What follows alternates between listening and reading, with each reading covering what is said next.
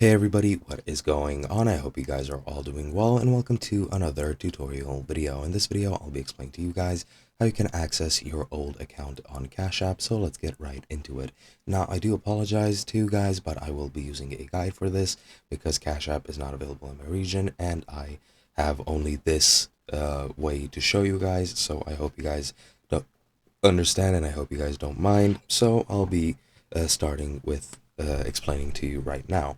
Now, what you're going to need to do is think of an old phone number or email which you might have used to create that Cash App account. If you've changed either of them, then if you've created with an older one, you will need to remember which one it is. Otherwise, you won't be able to uh, log into your account anymore at all.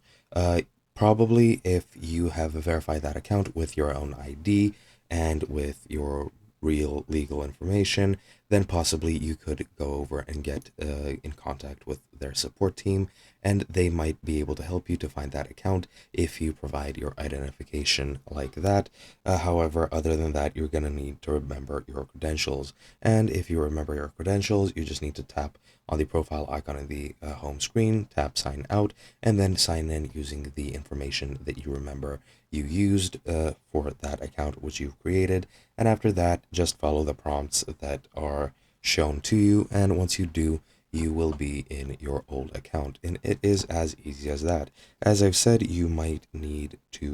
um, you might need to contact support if you can to get your account back with your legal information, such as your full name, social security number, and date of birth. However, other than that, you don't really have any options except remembering your credentials. And that's pretty much it. Hope you guys enjoyed, and I'll be seeing you guys in another video.